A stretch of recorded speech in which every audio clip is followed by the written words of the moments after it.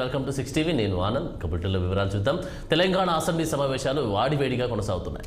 నేడు 6వ రోజు సమావేశాల్లో భాగంగా తెలంగాణ రాష్ట్ర విద్యుత్ రంగం ప్రభుత్వం విడుదల చేసిన శ్వేతపత్రంపై లఘు చర్చ జరుగుతున్నది. తెలంగాణ విద్యుత్ శాఖలో 85,000 కోట్ల రూపాయల అప్పులు ఉన్నాయంటూ ప్రభుత్వం చెబుతోంది. ఇప్పటికే తీవ్ర నష్టాల్లో ఉన్న విద్యుత్ పంపిణీ సంస్థలకు విద్యుత్ బిల్లుల మొండి బకాయిలు వేధిస్తున్నాయని చెబుతోంది.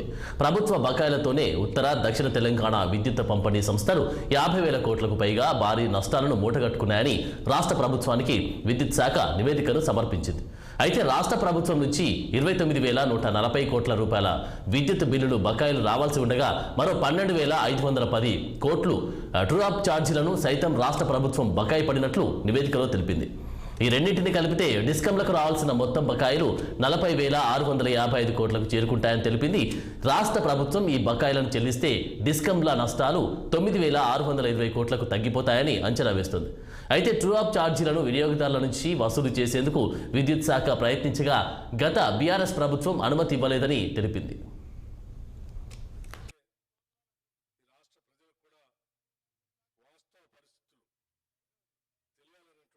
కూడా మేము అది ప్రూవ్ చేసినాం. 8.5 to 12 అవర్స్. ఈ 8 yearsలో కూడా హైయెస్ట్ వాళ్ళు ఇచ్చింది అధ్యక్ష. ఒక్కసారి సీజన్లో పీక్ సీజన్లో మార్చ్ ఏప్రిల్లో సెప్టెంబర్ అక్టోబర్లో ఒక్కసారి 16 గంటలు 10-12 రోజులు మాత్రం ఇచ్చిండు. యాజ్ పర్ రికార్డ్ మీ దగ్గర లాగ్ బుక్స్ ఉన్నాయి హైదరాబాద్లో. నేను కూడా గౌరవ మంత్రి గారు కొడుతున్నా, ఆ లాగ్ బుక్స్ అన్ని కూడా సబ్స్టేషన్లో ఉండాలి, పంపించమని కూడా కోరుతున్నా. రెండో అధ్యక్ష, ఇంత అబద్ధాలని ప్రతిరోజు కూడా మీరు ఎలక్షన్ల ముందు ఏం చెప్పిన అధ్యక్ష, కరెంటు తీగలు పట్టుకోండి, 3 గంటలు వస్తుందా 24 గంటలు తెలుస్తానే నేను చెప్పిన. అప్పుడు కూడా క్యాంపెయినింగ్లో పట్టుకుందాం, మీరు సిరిసిల్లనే పట్టుకుందాం కేటీఆర్ గారు, మీరు ఎప్పుడు రమ్మంటే చెప్పండి పట్టుకుంటామన్నాడు. వారేమన్నారు, కాంగ్రెస్ వాళ్ళందరూ పట్టుకోమని చెప్పండి, పీడ పోతుంది అన్నాడు. చనిపోతారని కూడా సిద్ధంగా రైతుల కోసం మీరు అబద్ధాలు ఆడొద్దని చెప్పిన. 24 గంటలు కానీ పచ్చి అబద్ధం అంతే. ఇది ఎక్కడైనా మీరు అడగండి, ఏ గ్రామానికైనా వెళ్దాం.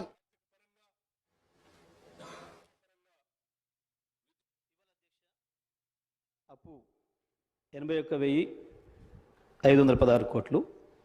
ఇవాళ మన విద్యుత్ సంస్థల ఆస్తుల విలువ 1,37,570 కోట్ల అధ్యక్ష. తెచ్చిన అప్పుతోని ఎక్కడే నష్టం జరగలే, ఆస్తుల్ని పెంచిన అధ్యక్ష. ఇది ఒకవైపు. ఇక కంపెనీల వారిగా తీసుకుంటే వారు కూడా చెప్పినారు, జెన్కో ఆనాటికి 7,662 కోట్లు ఉంది అప్పు. ఆస్తి వచ్చి 31,923 కోట్లు ఉంది అధ్యక్ష. ట్రాన్స్కో అప్పు 2,411 కోట్లు, ఆస్తి 10,136 కోట్లు.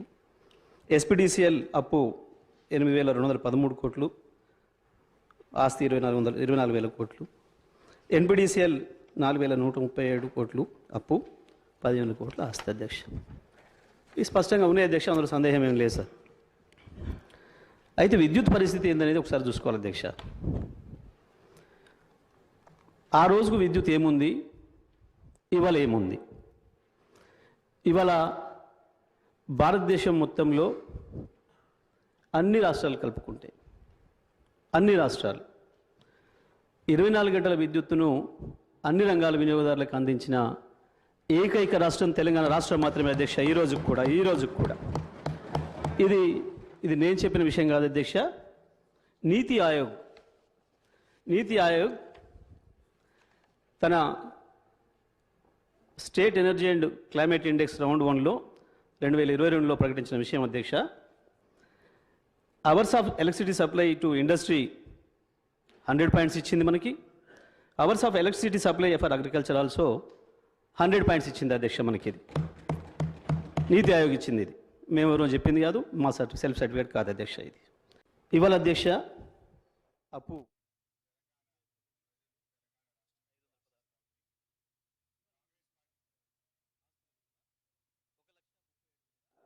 570 కోట్ల అధ్యక్ష. తెచ్చిన అప్పుతోని ఎక్కడే నష్టం జరగలే, ఆస్తుల్ని పెంచిన అధ్యక్ష. ఇది ఒకవైపు. ఇక కంపెనీల వారి రాష్ట్ర ఆర్థిక పురోగతిలో, రాష్ట్ర అభివృద్ధిలో విద్యుత్ రంగం కీలక పాత్ర పోషిస్తుంది అధ్యక్ష. పరిశ్రమల అభివృద్ధికి, వ్యవసాయ రంగ పురోగతికి, సేవారంగం అభివృద్ధికి నమ్మకమైనటువంటి విద్యుత్ సరఫరాయే వెన్నెముక అధ్యక్ష. వైద్య రంగంలోని అత్యవసర సేవలకైనా, రవాణా మరియు సమాచార రంగాల మనుగడకైనా నాణ్యమైన విద్యుత్ సరఫరా చాలా ముఖ్యం అధ్యక్ష. రాష్ట్రంలోని ప్రజల నాణ్యమైన జీవన శైలిని సూచించేది కూడా విద్యుత్ అధ్యక్ష. మొత్తంగా చూస్తే ఆర్థిక పరంగా, నిర్వహణ పరంగా విద్యుత్ రంగం పరిపుష్టంగా ఉండటం రాష్ట్ర మనుగడకి చాలా అవసరం అధ్యక్ష. తెలంగాణ రాష్ట్రం ఏర్పడే నాటికి టిఎస్ జెన్కోలో స్థాపిత విద్యుత్ ఉత్పత్తి సామర్థ్యం 4365.26 మెగావాట్లు అధ్యక్ష. రాష్ట్రం ఏర్పాటు కన్నా చాలా ముందుగానే ఆనాటి నాయకులు ముందు చూపుతో తెలంగాణలో 2960 మెగావాట్ల విద్యుత్ ఉత్పత్తి కేంద్రాలకు అవసరమైన ప్రణాళికలు, పనులు అప్పటి నాయకత్వం ఆలోచన చేసి ఏర్పాటు చేసి ప్రారంభించింది కూడా అధ్యక్ష. రాష్ట్రం ఏర్పడిన తర్వాత ఉత్పత్తి ప్రారంభించిన ఈ కొత్త విద్యుత్ ఉత్పత్తి కేంద్రాలే తర్వాత కాలంలో తెలంగాణలో నాణ్యమైన విద్యుత్తును అందించడంలో కీలక పాత్ర పోషించాయి. ముఖ్యంగా రాష్ట్ర పునర్వ్యవస్థీకరణ చట్టం రూపకల్పన సమయంలోనే తెలంగాణ విద్యుత్ అవసరాలను దృష్టిలో పెట్టుకొని ఇక్కడ స్థాపిత విద్యుత్ ఉత్పత్తి సామర్థ్యానికి అదనంగా 1800 మెగావాట్లు విద్యుత్ వచ్చే విధంగా కూడా అప్పటి నాయకత్వం, యూపీఏ ప్రభుత్వం శ్రీమతి సోనియా గాంధీ గారి నాయకత్వంలో ప్రత్యేక నిబంధనలు చట్టంలో రూపొందించడం జరిగింది అధ్యక్ష. రాష్ట్ర ఆర్థిక పురోగతిలో రాష్ట్ర